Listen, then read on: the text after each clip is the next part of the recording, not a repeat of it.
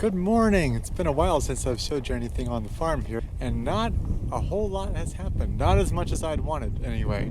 The weather has been just very wintry, unusually wintry. It snows, and then the ground is frozen, and then the snow melts, and there's just a layer of water on top of the ground. And anyway, we can't really do anything, and I haven't been able to drive any equipment around, or move anything heavy, or really do a lot of the winter stuff I had hoped to do in the last month or so. But today it's about 25 degrees and everything is totally frozen. It's just solid mud. So this is a great day for moving some equipment around, driving on frozen ground. Yesterday I put down this mulch here. So this is some old mulch. This is the muddiest spot. In the summer it's no problem. It's not ever that wet. But in the winter there's a layer of ice under the ground, and so the water just settles on top of the ice and it's just solid mud and doesn't really work. This is a very summer-based farm. I don't do any farming, any production anyway in the winter, that's for sure.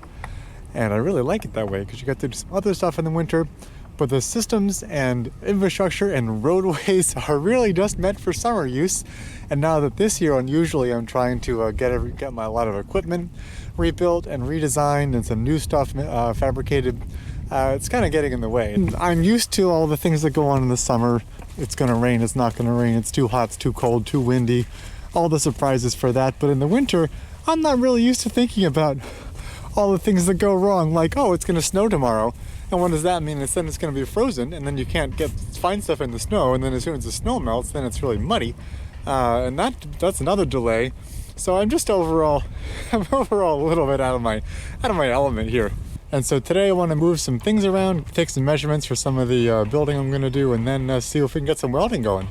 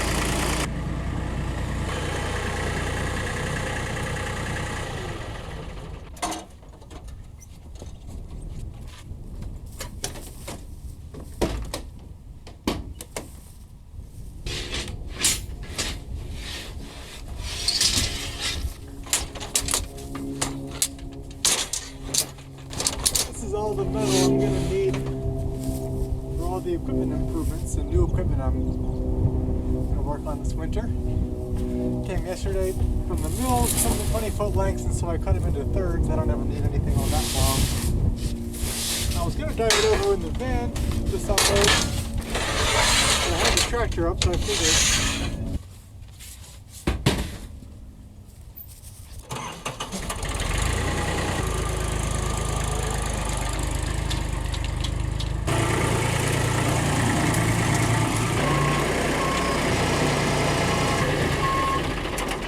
that worked out all right.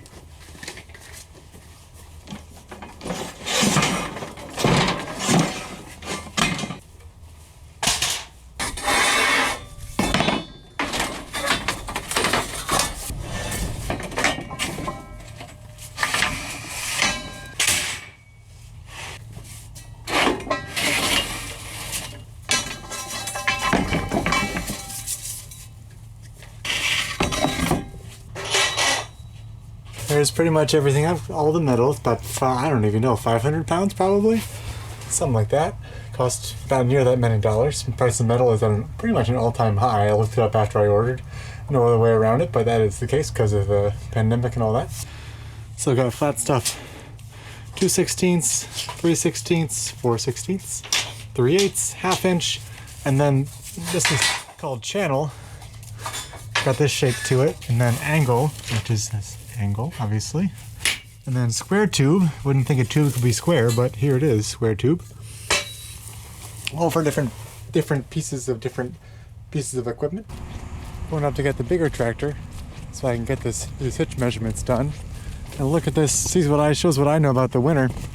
I assume that today with a high of 30, low of 20 or whatever, this would be frozen solid all day, but it's evidently not. This is fascinating to me, and then I think about the summer weather all the time in the summer. I know pretty well how to make the right gambles based on the summer weather forecast and the weather conditions. I'm just been familiar with them for so long. But I've not done a whole lot in the winter, as you can tell. And I just don't know how to read the weather and read the ground conditions. It's kind of like if I were in my first or second year of farming again, back to zero for the winter. Hey, looks like it snowed over lunch. What happens? The camera battery had died, probably because of the cold weather, and I came back out after lunch to do a little more work, except everything was really muddy, even though it was about 28 degrees. And so I realized as I was going down to get where I was going, I was leaving these terrible ruts, tearing everything up, and I realized I had to stop. Then it started snowing. Yesterday was a snow day, so now here it's a couple days later, and I'm back at it. This has just been fascinating to me that I'm not familiar with how to do this cold weather work. I mean, I've been outside, I can work outside in the cold, I've got cold weather clothes, sure, but I don't know the first thing about how to expect the ground to react when it's 25 degrees and sunny versus 25 degrees and cloudy. Turns out everything melts just the same as if it's warmer. Well, of course it does, but I'm not familiar with that. In the summer, this is the sort of stuff we think about all the time. If we're picking greens and it's going to be windy, we know everything's going to dry out. If it's sunny, things you got to get washed with the water so they don't dehydrate. We think about all that stuff all the time. And here in the winter, I am just like a new farmer again, where I don't know the first thing about what to expect. Here's what we're up to here.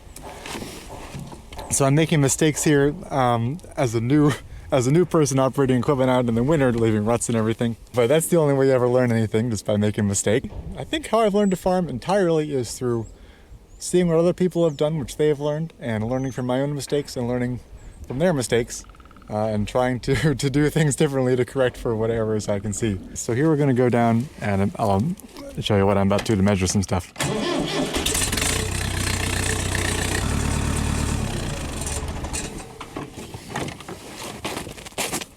This is my summer greenhouse.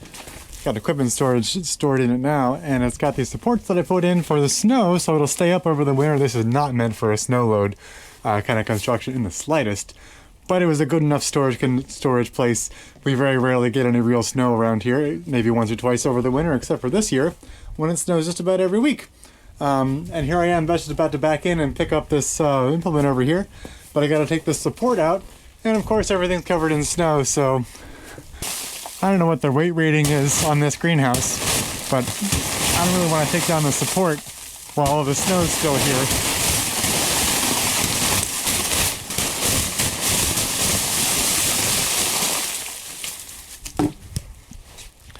I would be surprised if it were to collapse, but I would feel really dumb if it did.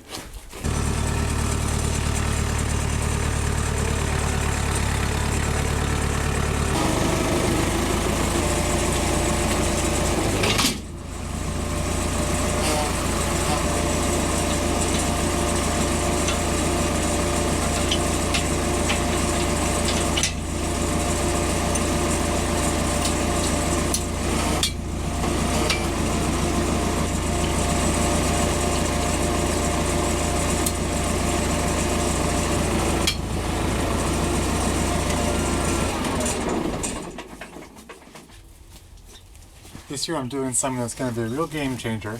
I'm going to quick hitches. This black thing is a quick hitch. It's not part of the tractor. That's new. And it just hooks on with these little hooks onto all the equipment. So that is just a real simplification in so many ways.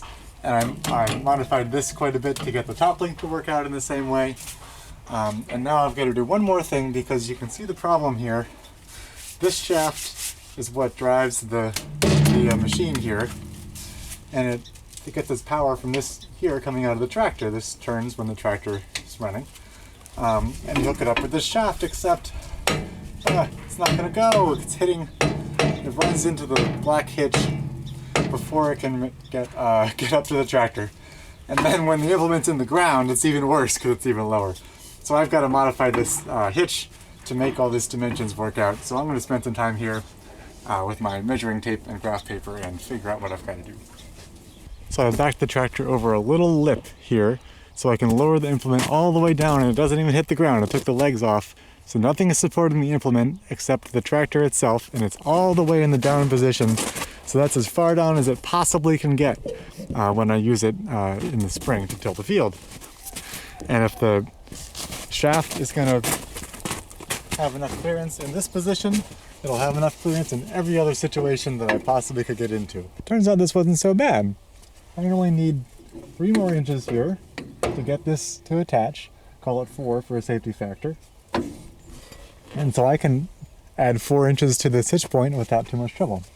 And then as far as the angle, it's going at a pretty steeper angle than now. I called the parts store, talked to the old timer. He says he looked it up. 35 degrees is what's rated for the joints here. That you can have a 35-degree angle off the joint and you're fine. Well, I don't know how big 35 degrees is, but 30 degrees is a 30, 60, 90 triangle, and the side lengths there are 1, 2, square root of 3. So what have I got? 28 inches here from pivot point to pivot point, and once I add the 4 inches here, it'll be about 14. Well, there's 2 here, 28, there's 1 here, 14. So that means that angle's going to be 30 degrees. Well, that's less than 35 degrees. I don't know how it's going to end up exactly when I get it all together, but it seems like it's going to be within the design specs. So if anybody's in a math class wondering, when am I going to use this? Turns out I use middle school math and even high school math quite a bit on the farm. Math describes the real world, and so since I'm here doing things with physical objects in the physical world, math pretty much tells you what's going to go on in a lot of situations. It's getting a little dim. No, it didn't take me that long to back up here to the shop. I spent a little time getting some parts together for what I was working on a couple of days ago when it was cold and the camera didn't work. And so here's what I ended up with. I got this pile of parts together, and let's see what this turns into. See if you can guess what it's going to be. This is a prototype for something I'm working up on a part of a bigger machine. Here's the plan.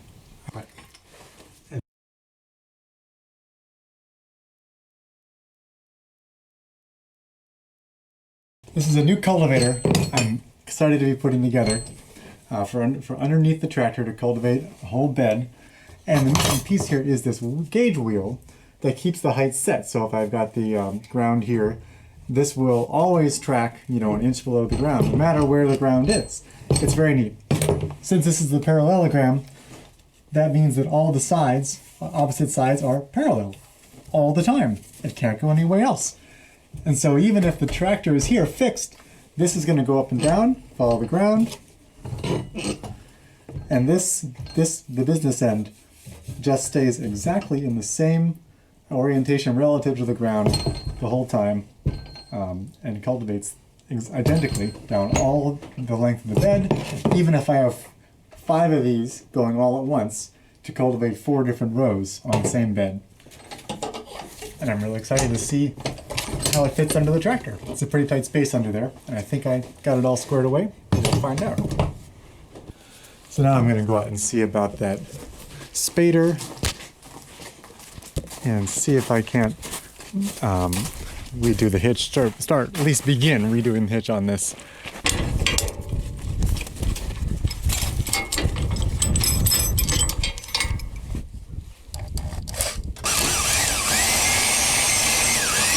Alright, obviously this is a job for the grinder. These are just such messy tools.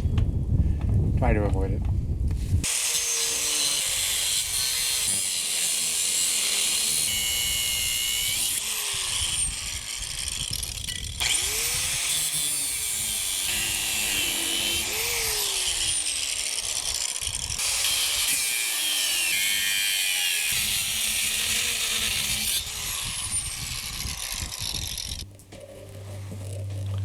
Well, no surprise, it got a little dark out there, but I got that cut cleaned up, all smoothed off, so I'm ready to bolt on the new piece.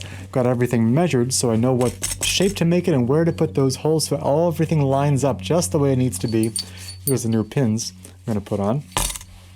It really is going to be worth all the effort to make that quick hitch fit with the equipment.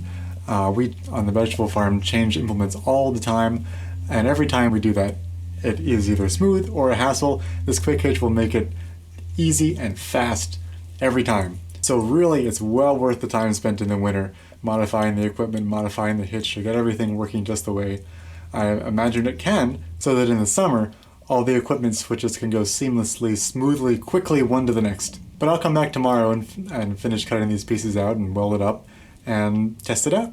So that's what happened today on the vegetable farm.